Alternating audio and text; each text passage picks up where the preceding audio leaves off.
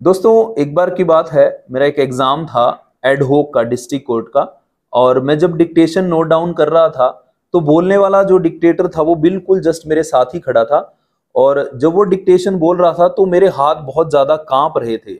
बहुत ज्यादा डर के मैं लिख रहा था, बहुत ज्यादा भयभीत था, बहुत ज्यादा मैं घबराया हुआ था। क्योंकि जिस दिन एग्जाम होता है, नेचुरल सी बात है, उस दिन डर तो लगता ही है।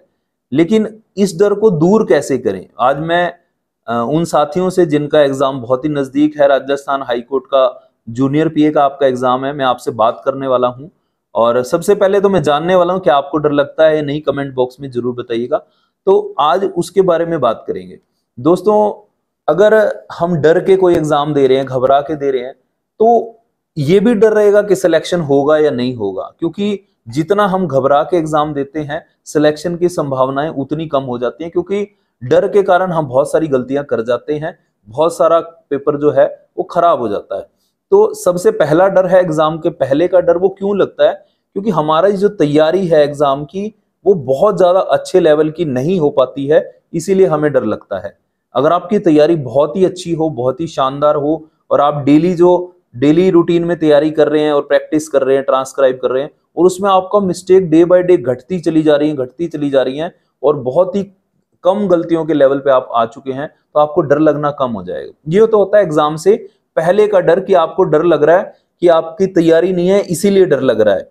दूसरा डर क्या है कि एग्जाम डे का एक जो पीयर प्रेशर है कि नौकरी लेनी ही लेनी है, इस जॉब को मुझे अचीव करना ही करना है, मुझे हर हाल में बढ़िया करना है, मुझे मतलब कई बार ऐसा होता है कि हम जो एग्जाम शांत होके, कूल होके, रिलैक्स होके, कि बस मेरा जो काम है मैंने अच्छे से तैयारी की है, हर लेवल को पार किया है, हर लेवल पे जो लगता था कि मिस्टेक हो सकती थी उसको अच्छे से तैयार किया है, तो एग्जाम में पहली बात तो आपका डर कम हो जाएगा। लेकिन जो थोड़ा बहुत रहेगा उसको आप अपने सेल्फ कॉन्फिडेंस से और रिलैक्स होके दूर कर सकते हैं। लेकिन आप एग्रेसिव होके कि हाँ मेरे को ये बढ़िया करना ही करना है, बहुत अच्छा करना है, बहुत शानदार करना है, ये नौकरी लेनी ही लेनी है, मतलब अपने ऊपर ही जब हम अननेसेसरी एक प्रेशर क्रिएट कर लेते हैं।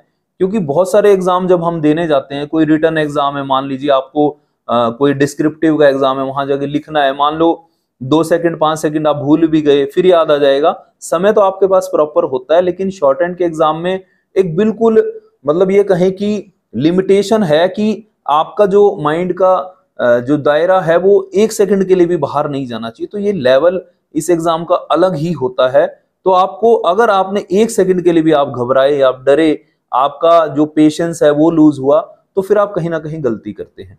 तो आपको ये ध्यान रखना है कि एग्जाम वाले दिन आपको बिल्कुल, सबसे पहले तो मैं कहूंगा कि शांत रहिए। शांत इन द सेंस कि हम जब भी अपने बैच से पहले वाले बैच को निकलते हुए देखते हैं कि, तो हम उनसे मतलब एक दौड़ पड़ते हैं कि इससे पूछ लिया जाए कि कैसा होगा एग्जाम, क्या होगा। आप फीडबैक जरूर लीजिए, लेकिन फीडबैक के हिसाब से एक पिक्चर मत बना लीजिए। क्योंकि आपने देखा होगा बहुत सारे स्टूडेंट जो एग्जाम दे के आते हैं, तो हम उनसे बार बार बहुत सारी चीजों को पूछने लगते हैं और एक पिक्चर से बना लेते हैं कि एग्जाम में शायद सारा कुछ वैसा ही रिपीट होगा।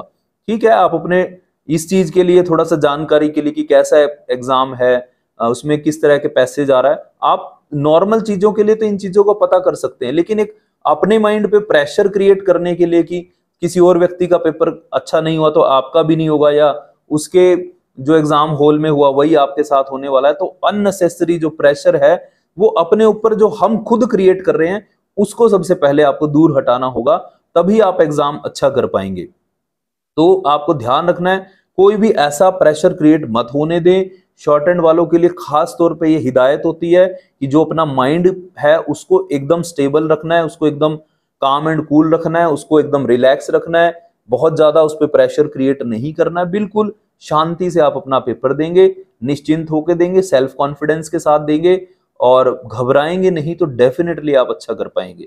और एग्जाम के दिन क्या होता है कि मान लीजिए आपका राजस्थान हाई कोर्ट का एग्जाम है और आप एग्जाम वाले हॉल में बैठे हैं, तो जब भी आप डिक्टेशन लिखते हैं, बहुत बारी हम ये गलती करते हैं कि मान लीजिए हमने 800 वर्ड 720 वर्ड लिखने हैं, और 720 वर्ड के लिए 8 मिनट माइंड को स्टेबल रखना है। तो सबसे पहले तो इसको कहीं दूर जाने नहीं देना, अननेसेसरी थॉट्स या इधर उधर की बातों में, इसको ध्यान रखना है। दूसरी चीज क्या है कि मान लीजिए कि 1 सेकंड के लिए फ्लक्चुएट हो भी गया माइंड, तो उस 1 सेकंड को हम 8 मिनट बना लेते हैं। अगर 5 मिनट का एग्जाम है तो हम उस 1 सेकंड को 5 मिनट बना लेते हैं, क्योंकि हमने मान लो उसी 1 सेकंड में जिसमें हमारा माइंड का थोड़ा सा भी कोई डिफिकल्ट वर्ड की वजह से या कोई कंसंट्रेशन लूज होने की वजह से 1 सेकंड में मान लो 1-2 वर्ड खराब हुए भी, तो हम उसके ऊपर इतना ध्यान लगा लेते हैं, इतना ध्यान लगा लेते हैं कि हमें लगता है कि शायद ये 2 वर्ड ही हमें पेपर पास कराएंगे। मैं आपसे कहूंगा शुरू से लेके एंड तक कूल होके लिखो। बीच में कहीं किसी भी वजह से अगर एक आध वर्ड, कोई 2-4 वर्ड ऐसे आ भी गए कि जिस बोलने वाले ने कोई प्रोनाउंसिएशन गलत होगी, समझ नहीं आया, डिफिकल्ट हुआ, नया वर्ड है, कोई नाम है, कुछ भी है, आपको ध्यान रखना है कि उस 2-4 वर्ड के पीछे आपको जितना आता है उसको खराब मत कर लीजिएगा। आपके 10-20 वर्ड वो आपको नहीं फेल करवा सकते जो आपको नहीं आते, जो आपको नहीं समझ आए, जो आपके कंसंट्रेशन की वजह से नहीं लिखे गए। लेकिन आप उन वर्ड्स को छोड़ के जो आपने लिखा है, अगर आप उस पे कंसंट्रेट कर लेते हैं, उसको जो लिखा है एग्जैक्ट ट्रांसक्राइब कर लेते हैं, आपकी जो सिलेक्शन है उसकी संभावनाएं 99% बढ़ जाती हैं। लेकिन हम रॉन्ग डायरेक्शन में, उल्टी डायरेक्शन में चलते हैं कि जो वर्ड नहीं आए समझ में या कोई नया जो भी वटएवर है, आप उस पे ज्यादा फोकस करते हैं, उस पे फोकस हट जाता है जो आप लिख रहे हैं, जो सही लिखा जा रहा है। तो आप ये गलती बिल्कुल भी ना करें। बहुत बहुत सारे शॉर्ट हैंड के स्टूडेंट यही गलती एक एग्जाम में नहीं, 2 नहीं, 3, 4, 5 और कई साल ऐसे ही बिता देते हैं, और फिर सिलेक्शन नहीं हो पाता तो फिर वो बार बार एनालिसिस करते हैं अपनी तैयारी पे कि मैंने तो तैयारी अच्छे से की थी, लेकिन वो उस चीज को उतना महत्व नहीं दे पाते।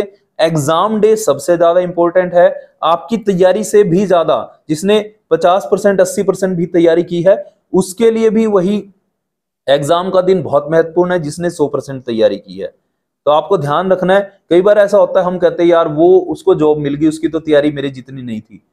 शॉर्ट हैंड में ऐसा नहीं होता। आपसे 10-20% कम तैयारी वाला भी एग्जाम डे का जो फोकस है, जो उसको जितना आता है, वो एग्जैक्ट ट्रांसक्राइब करके भी आपसे पहले जॉब ले जाता है।